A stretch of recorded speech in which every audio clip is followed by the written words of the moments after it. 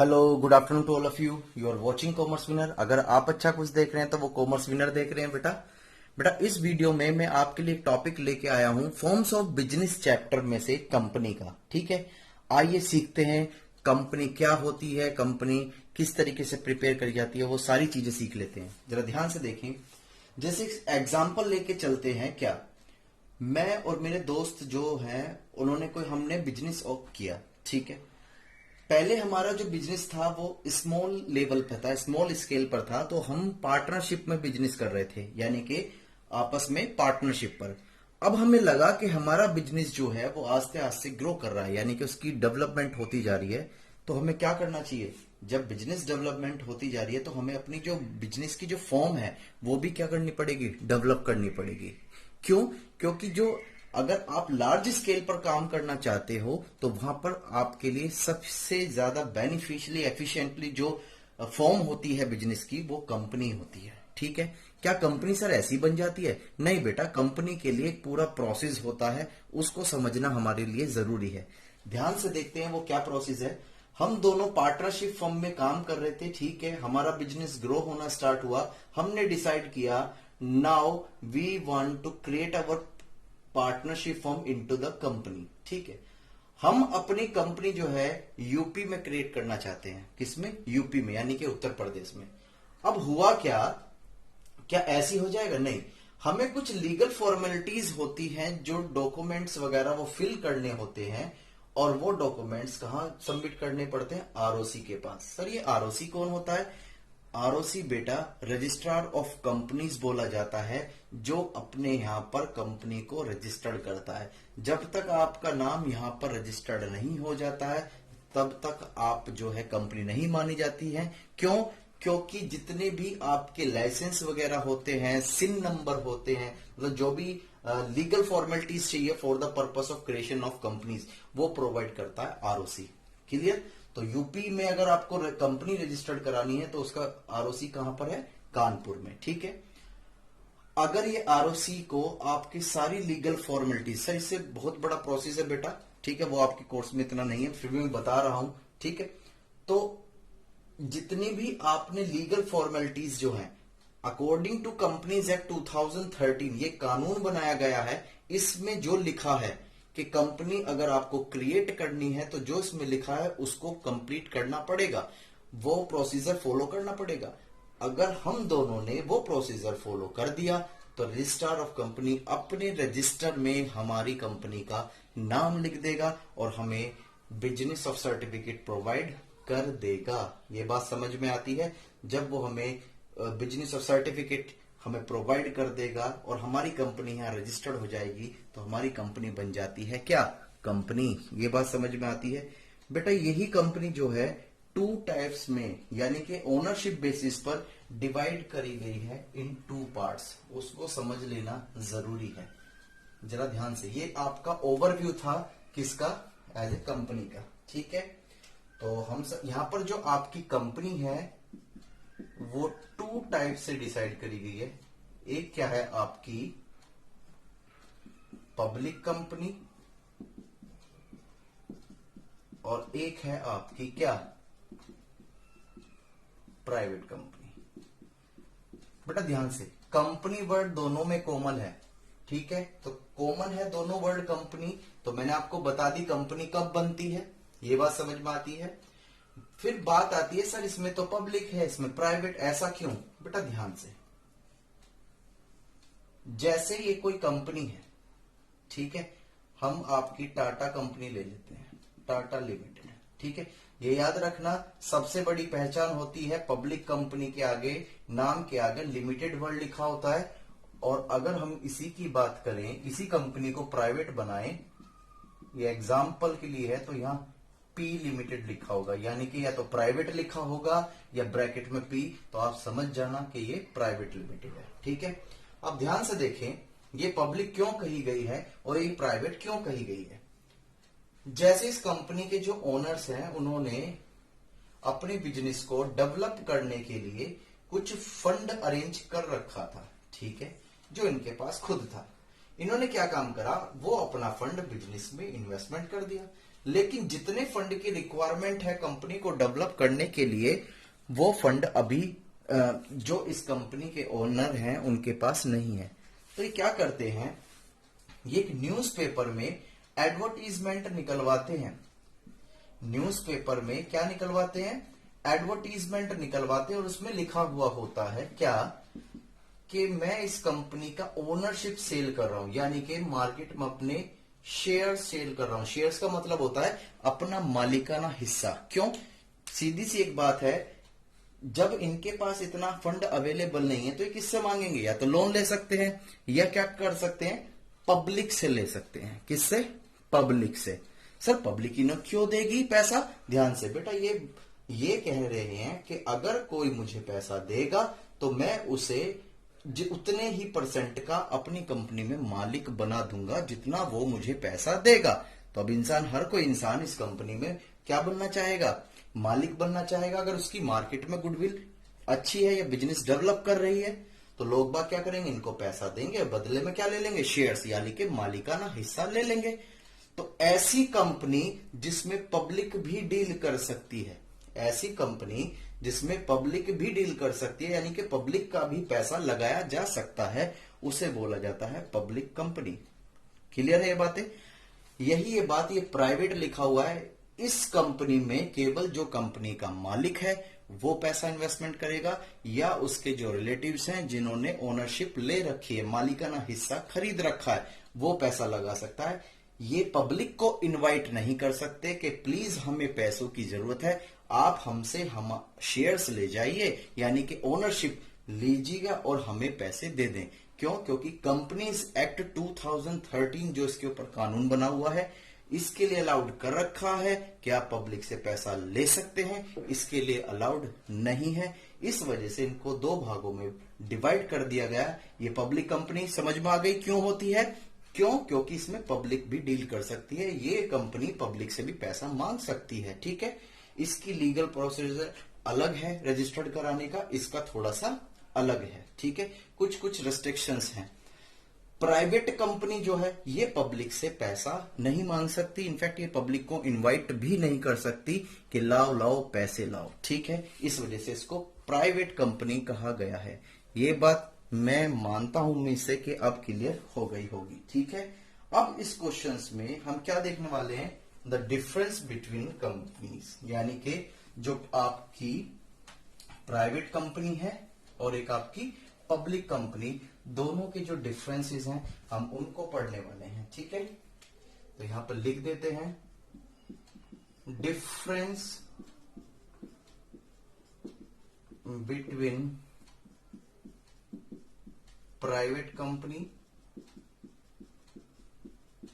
And public company. आप देख पा रहे हैं आसानी से, ठीक है, बहुत अच्छी बात है। चलो अब देखते हैं जरा इसको, साथ ही बने रहिएगा वीडियो के साथ। सबसे पहले हम लेके चलते हैं क्या, प्राइवेट कंपनी। प्राइवेट कंपनी को बनाने के लिए कम से कम कितने मेंबर्स चाहिए, यानी कि कितने लोग होने चाहिए। बेटा ध्यान से, कम 2 लोग होने चाहिए। कितने लोग होने चाहिए, 2 लोग। और मैक्सिमम होने चाहिए 50 मेंबर्स। ये बात क्लियर होती है। अगर आप प्राइवेट कंपनी बनाना चाहते हो तो आपको उसको बनाने के लिए कम से कम 2 मेंबर्स होने जरूरी हैं, और मैक्सिमम कितने, 50। यहीं अगर हम पब्लिक की बात करें,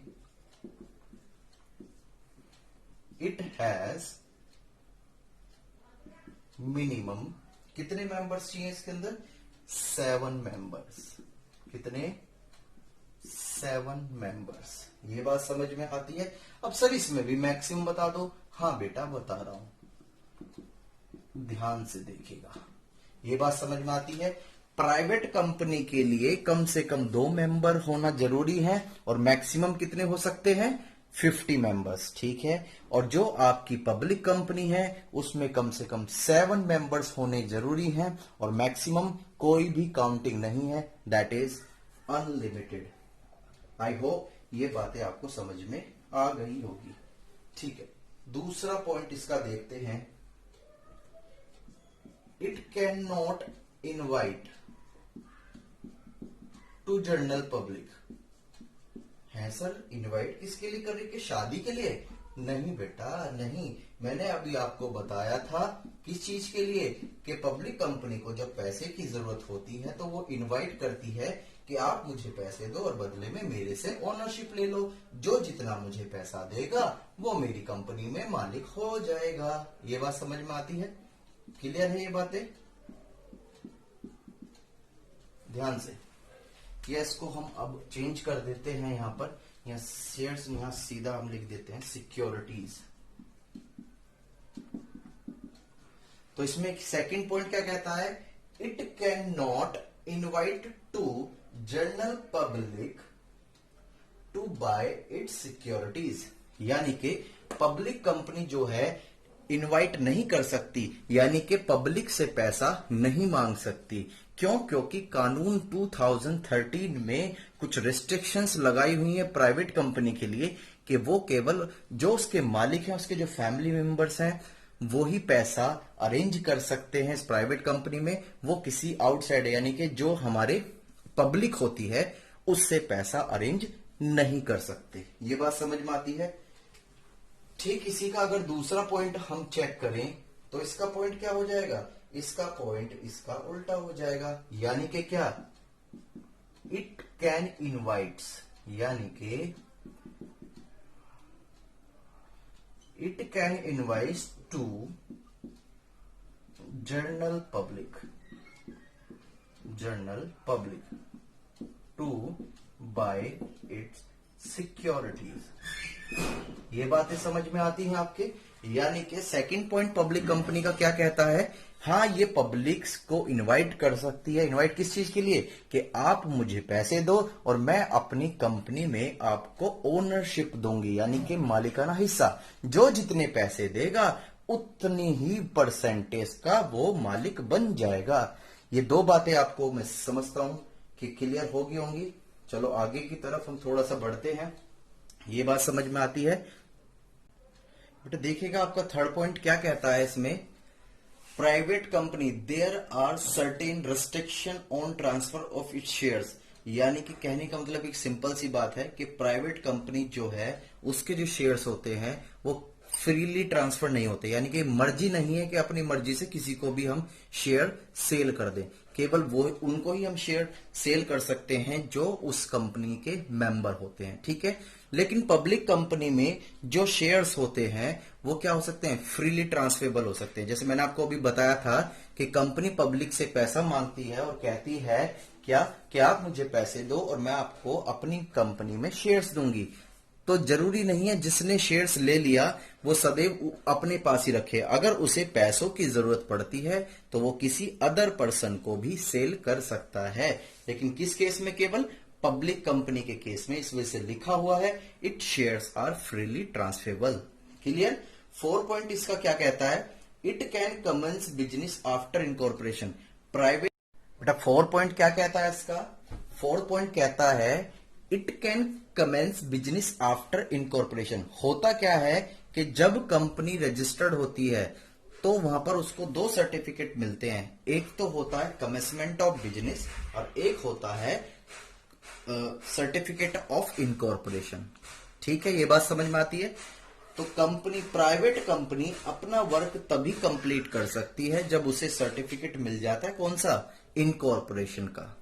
लेकिन पब्लिक कंपनी के साथ ऐसा नहीं है। 2013 एक्ट जो कानून बना हुआ है उसने कुछ रिलीफ दे रखी है, बोल रखा है कि पब्लिक कंपनी को अगर इनकॉर्पोरेशन सर्टिफिकेट नहीं मिला है तो भी वो अपना वर्क कर सकती है। ये बात समझ में आती है? क्लियर है? कोई डाउट हो तो मुझे कमेंट में पूछे। अब देखिए फ्रेंड, पॉइंट नंबर 5 ये क्या कहता है कि जो प्राइवेट कंपनी होती है उसके नाम के बाद प्राइवेट लिमिटेड वर्ड लगाना जरूरी है। यानी कि it has to write private limited after its name.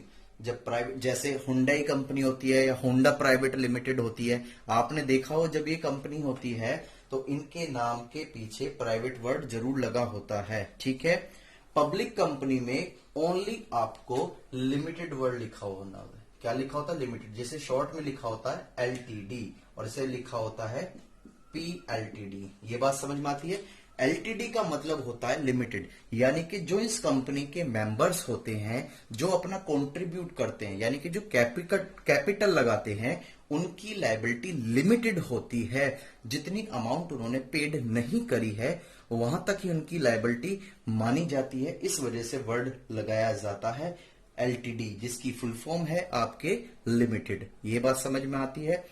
इस कंपनी को क्रिएट करने के लिए कम से कम आपके पास 1 लाख रुपीस की कैपिटल होनी चाहिए और पब्लिक कंपनी के लिए कितनी? 5 लाख रुपीस की। ये बहुत इंपॉर्टेंट बातें थी जो हमने इसकी डिस्कस करी हैं। ठीक है, अभी वीडियो के साथ बने रहिए प्लीज। आइए फ्रेंड्स, ये लास्ट कंसेप्ट सीखते हैं इस वीडियो का। मैंने इसमें कहानी पूरी ड्रॉ करी है, आपको ये रीड करना है। अगर कुछ नहीं समझ में आता तो मुझको कमेंट में आपको बताना है। हाउ टू इनकॉर्पोरेशन, किस तरीके से इनकॉर्पोरेट करते हैं हम कंपनी को। ध्यान से, सबसे पहले कंपनी बनाने का आइडिया जिसको आता है उसे बोलते हैं हम प्रमोटर्स। जैसे सपोज करो मेरे दिमाग में कोई आइडिया आया है और मैं उस आइडिया को कन्वर्ट करना चाहता हूं प्रैक्टिकल वे में, मतलब अपनी सोच से अलग प्रैक्टिकल वे में काम करना चाहता हूं, तो उसके लिए मुझे एक फॉर्म चाहिए कि बिजनेस की, क्योंकि मुझे वो प्रैक्टिकल अपना एप्लीकेबल करना है। तो जिसके दिमाग में आइडिया आता है उसे बोला जाता है क्या? प्रमोटर्स। ये बात समझ में आती है? क्लियर?